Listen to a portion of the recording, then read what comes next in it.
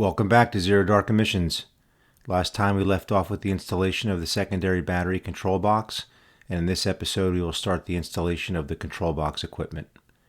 This will include the BMS for monitoring battery status and health, other low voltage wiring for various control, as well as the high voltage line equipment for engaging the two inverters, one for each motor. Before getting to the installation, I'll show you the fusion model of the basic layout, and I'll start with the high voltage power. Here you can see a high voltage power plug that is for bringing in the main positive from the batteries, coming from the last battery module at the rear of the main battery box. This allows me to disconnect the high voltage power relatively quickly without the use of tools or opening the control or battery boxes. You can see that I originally had this coming in toward the top of the control box, and this would have utilized a 90-degree plug coming down from the plug location. However, I decided to move this to the bottom of the box, utilizing a straight plug coming directly out and back to the battery connection at the rear. This plug then connects via a small section of 95mm wire, which is not shown, to a fuse block. Also not shown is the current sensor that will be placed on this small section of 95mm wire. At the fuse block, it separates via a copper bus into two separate lines, one for the front inverter, which is at the bottom, and one for the rear inverter, which is at the top. At the other end of these fuses are copper buses that bring these positive lines into the positive contactors, which switch on power to the inverters. The positive contactors also require a Precharge relay and resistor. Only the relay is shown. This Precharge relay and resistor allow us to trickle a small amount of current from the 400-volt line to the inverters so as not to provide a large inrush of current which could damage the equipment. The Precharge relay is controlled by the inverter, and once that sequence is satisfied, the inverter controls the main contactors to close. On the other side, you can see a bus bar that brings power from the main negative at the front of the secondary box to the negative contactors. Strictly speaking, contactors are not required at the negative side. However, the reason that I am using these is to prevent a situation where the positive contactors fuse shut due to an inrush of current as the contactors close, and then I have no way to turn the system off via my key switch. Since the negative contactors will close ahead of the positive contactors, while the positive contactors are in the precharge function, these would never fuse shut since there is no current flowing while they close. The negative contactors for both the front and rear will close when the key switch is turned on, as will the initiation of the precharge for the rear motor only. The precharge for the front motor would be initiated when the four-wheel drive switch is switched. The first thing that we will tackle is the fuse mount. I have taken stock fuse mounts and altered the bottom to have a square footprint that can be epoxied into square openings in the bottom sheet, which I am routing out here.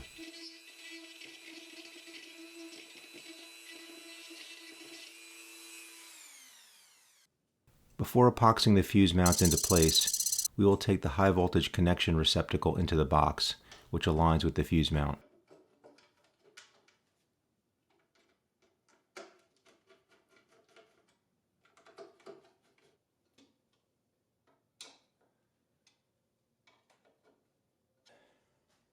Here you can see the plug for this receptacle, which still needs to be connected to the 95mm line. We will cover that later.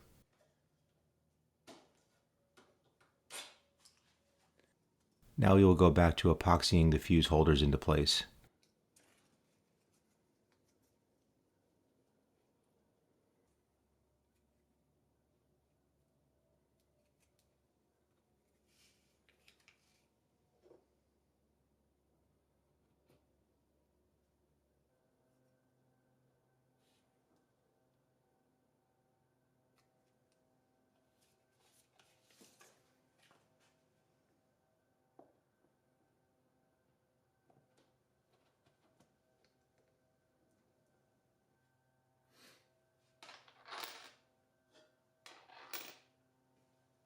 Now here is the positive contactor for the front inverter and motor, along with its bus bar that connects to the fuse, followed by a bus bar that divides the main positive into the two lines for the front and rear, followed by the fuse for the front line. And now the main positive line that connects the high voltage plug to the fuses. This line is where our current sensor will be installed. By the way, those two smaller wires at the high voltage plug are the high voltage interlock connections. These will connect to our overall high voltage interlock loop That will ensure that our high voltage connections are not loose or disconnected.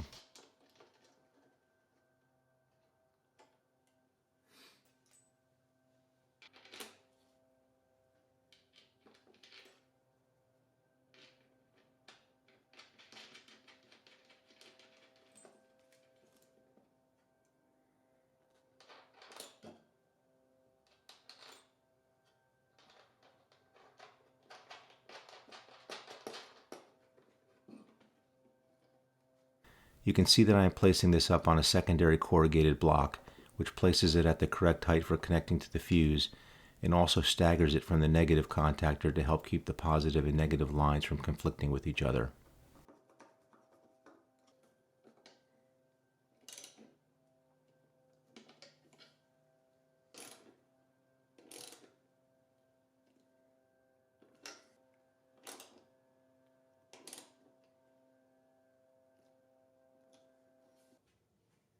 Next, you can see the resistor for the front line going in. This is part of the precharge circuit that allows current to trickle in prior to the main contactors closing.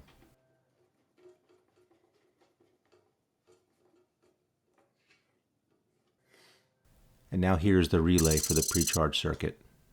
I'll show you more of the electrical connections for these devices on the upper level for the rear equipment in a moment. Now we have the negative contactor for the front inverter and motor, and you can see that I have this staggered from the positive contactor to keep the positive and negative lines from conflicting. Now here's the negative line that goes to the negative connection at the front inverter.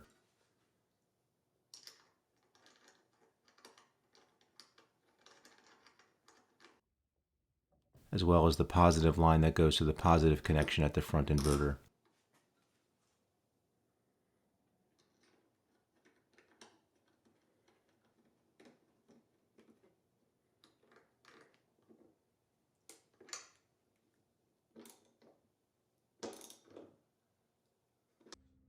With the contactors and precharge equipment placed for the lower inverter at the bottom, we can now place the shelf for the rear contactors and precharge equipment at the top. The legs for this shelf insert into slots into the corrugated sheet, and then one of the legs has a screw that attaches it to an angle that was let into the bottom of the corrugated sheet.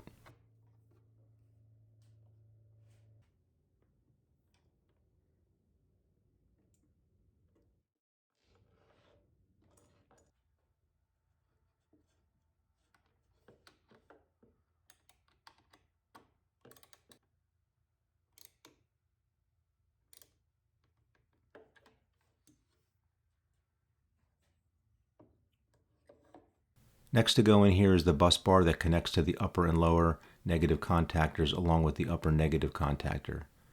This splits the main negative in the same way that we did at the positive side.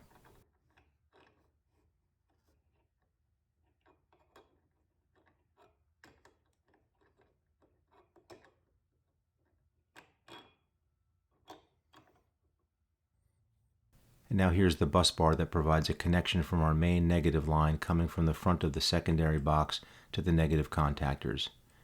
This has some odd geometry that translates the connection in all three directions to transition the height from the control box extension to the main portion of the box where the line connection can be made.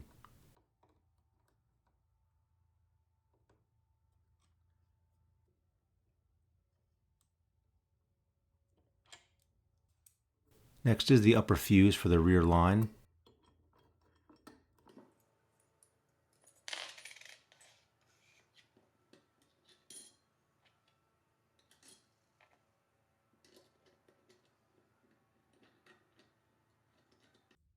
Along with the positive contactor for the rear inverter and motor on its corrugated block with its bus bar to the fuse.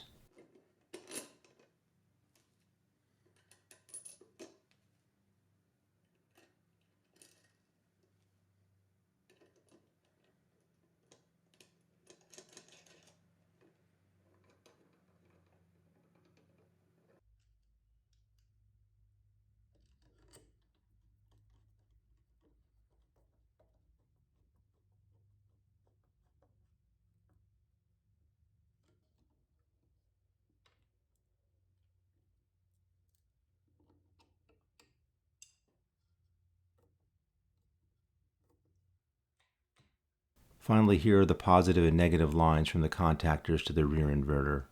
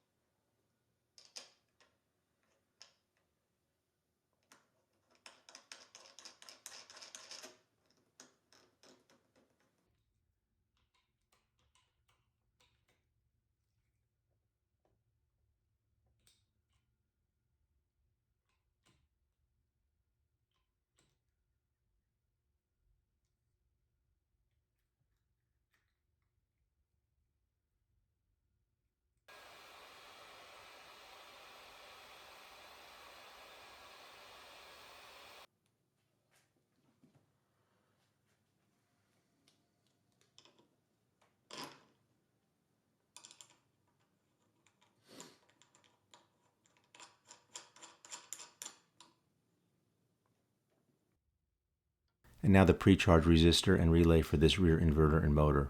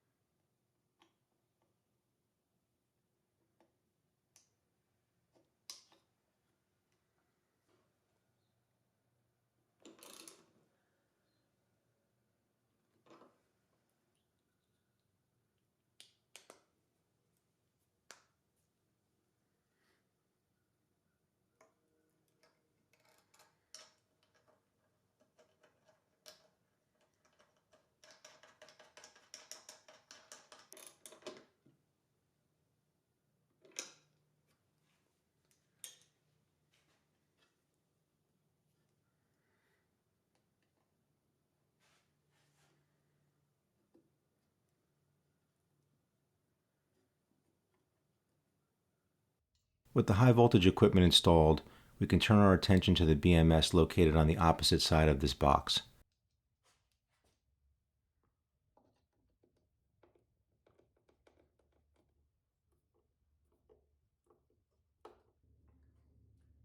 Associated with the BMS is the SimpCharge, which allows interface of our batteries with the charger.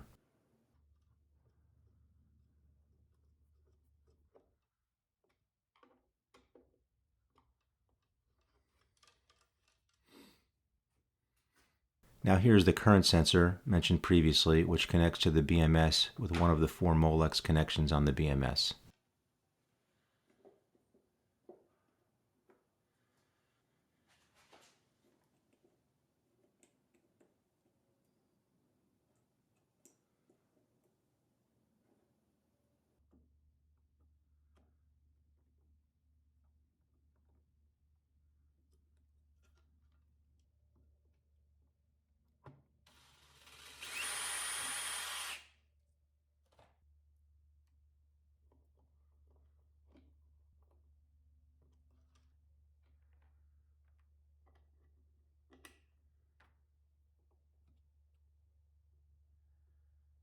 The next connection that I am making here to the BMS is the line coming from the battery board connections. This also has its own dedicated Molex connection. Next, here's a relay that is used to turn on the inverters via a control signal from the BMS.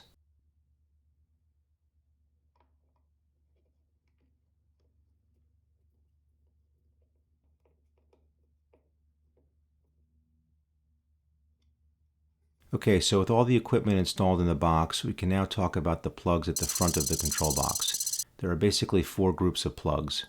The first is the high voltage plug from the battery pack, which we already covered and installed. The second group of plugs are for high voltage connections that go to the onboard charger, which will be located at the rear of the vehicle, near the location of our charging plug, and brings power from the charger to the batteries. The DC to DC converter, which brings power from the high voltage batteries to the 12-volt battery to keep that charged, and also a high voltage power takeoff for a future connection for a heat pump. This would be used to provide both heating and cooling to both the cabin as well as the batteries. Here are these 3 receptacles being installed. The third type of plug is this micro USB connector that just extends the connection from the BMS to the outside of the box so that it is still accessible once we close up the box.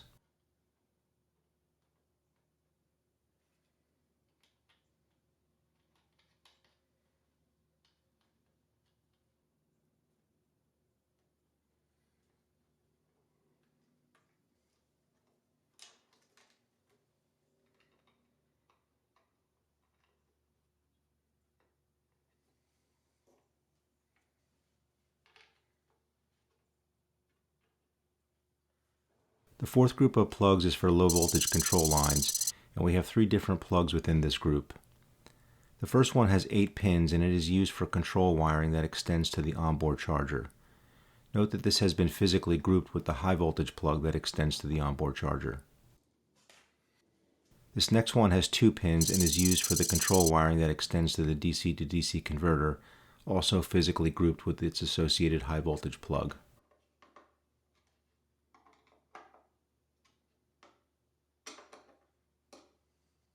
This last one is what I'm calling our master control plug, and it has 23 pins.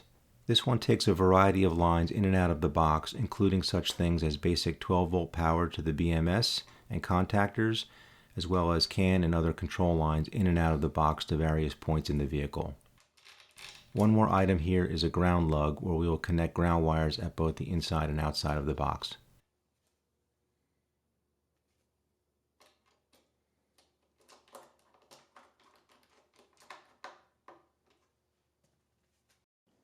One comment about these Amphenol connectors.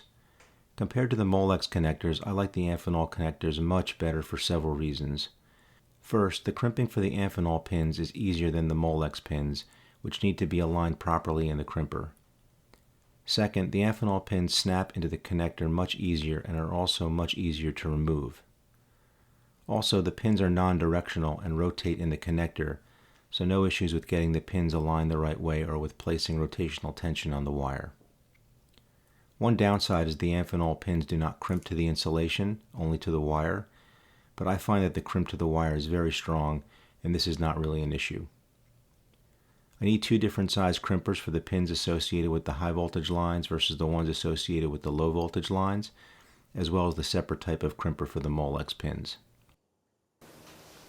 Okay, so we have our main high voltage receptacle coming in from our positive on the battery, coming in here. Comes across this wire. This is a 95 millimeter wire coming across through our current sensor. This goes to our 2 fuses, top and bottom. These come to our contactors, top and bottom. This is for front and rear. We've got our positive contactor going to the positive on the inverter, negative to the negative on the inverter. Same thing front and back, top and bottom. We've got our Precharge Relay, which goes through our resistor. We've got our positive leads from the positive contactors and the Precharge Relays. And these all go to our master control. They're all separate wires that are controlled independently. We've got the 2 positives from the negative contactors. These will be connected together and then connect in with the larger harness we're about to install. We've got our lines coming in from the battery circuit boards. We've got our line coming from the current sensor into the BMS. We've got this cable that connects into our micro USB so that we can connect to the BMS outside of the box. We don't have to get into the box to make that connection.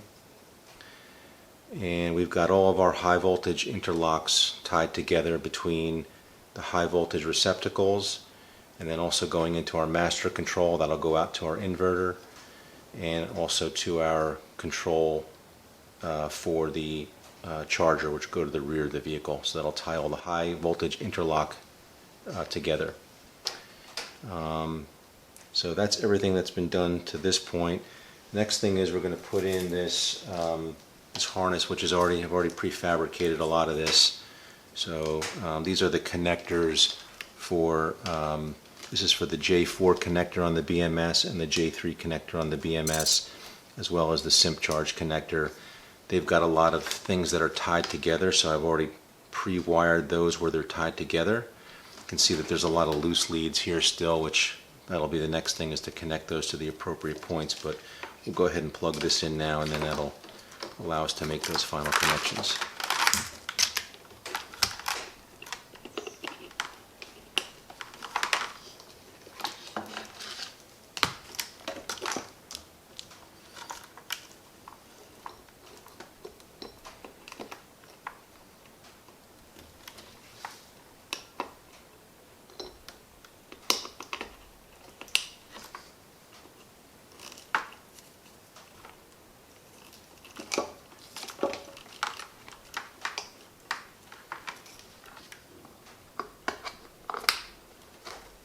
One other thing you can see here is a whip for connecting a BMS display. I don't think that I will be using a dedicated BMS display, as I would like the BMS information to go to my main display, but I have the connection for it if needed.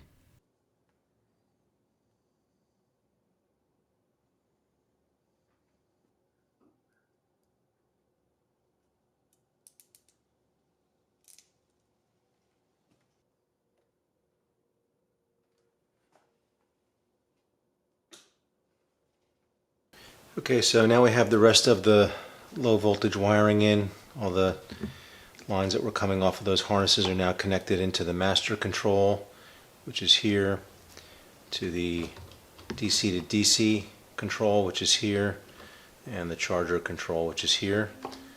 Next thing we're going to do is get all these high voltage lines plugged into the high voltage. So this is the DC to DC. This is the charger, and this is a future 400 volt takeoff for the heat pump. It could be used for anything really, but it's meant for the heat pump.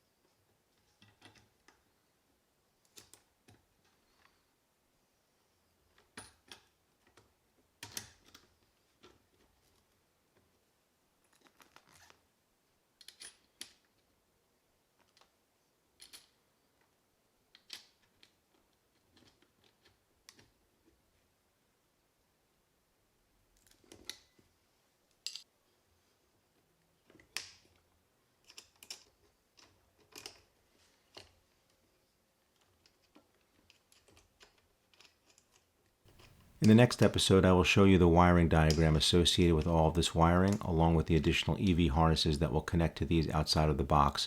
So hopefully it makes a bit more sense. At this point, I connected the BMS to my laptop, and bad news. The BMS is showing a series fault, meaning that I'm not getting a clean connection through all of my modules back to the BMS. After some discussion with Vero, the BMS manufacturer, I tested the connections individually at each battery module using a harness that I fabricated for this purpose. The big lesson learned here was that I could have tested the individual battery modules prior to installing the batteries and prior to installing the BMS. When the BMS is plugged into the laptop via the USB cable, it powers the BMS, so each module can be tested without any power connection or any of the other connections to the BMS. After testing all modules individually, I identified one in the main box. It's the second battery towards the front that had either a bad board or a bad harness. Due to my tight box construction, this required that I disassemble this entire box to get to the bad module. It turned out to be a bad harness, not a bad circuit board, which was an easy fix. After replacing the harness at this module and plugging this one module into the BMS, you can see that this has a good connection, showing the data for the 6 cells and 2 thermistors in this one module. Okay, you can see I've got what was the bad module back in, the new plug on it. I've got these all wired up with the 6 that are in the secondary box back to the BMS, so that should be reading a total of 8 total. And you can see our BMS is showing all 8 modules. So that's good news, and we can keep putting the packs in. We're gonna check each one as we go just to make sure they're all good as we go. And by the end we should have our full 18. Okay, so all 18 modules are in. They're all connected back to the BMS, and total success. I'm seeing all 18 modules, and I'm getting good information. Voltage, temperature, looks good. So now I just got to get the cooling manifolds back in, which will be a pain in the butt, but at least this is done. So the cooling manifold is back in. It actually went back in much easier than the first time, and the pressure is holding. Okay, so that's it for now. Next time we will take the installation of the inverters as well as the integration of the EV wiring harness. See you next time.